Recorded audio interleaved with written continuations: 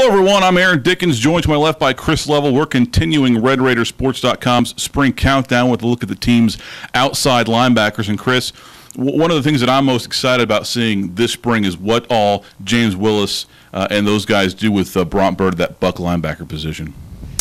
Yeah, you know, that buck linebacker position, I guess, is the one position that you would say that's where they're going to use these guys, as the hybrid, and then they're going to ask them to put their hand on the ground. They're going to drop them in coverage. They're going to do all different kinds of things. They're going to play them close to the line of scrimmage, far away, and just to drop them. But Bront Bird, a lot of experience. I know that James Willis is very fond of Bront's mindset as it relates to the game of football, and so I think he's really going to lean on him. Especially this spring, to kind of set the tone for a lot of things. And it's funny because I think one of the brightest shining stars that is going to come up in this defense is going to be a guy that plays right behind Bront, and that's Andre Barr.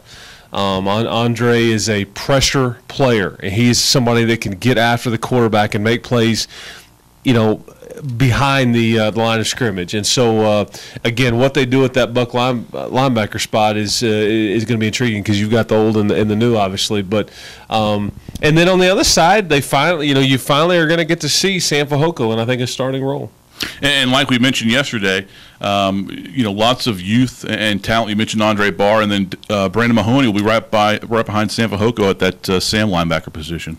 Yeah, it's nice to see, for the most part, you have a very talented, athletic redshirt freshman at all four of your linebacker spots, because technically you don't behind Brian Duncan with Tyrone Saunier there, but there's two redshirt freshmen at the other inside spot. But, yeah, Brandon Mahoney is a guy – again, and he's actually someone that I would have thought would have been maybe one of the inside guys. But we'll just see what unfolds and what transpires. But Brandon is somebody that I think that they think is probably really good against the run.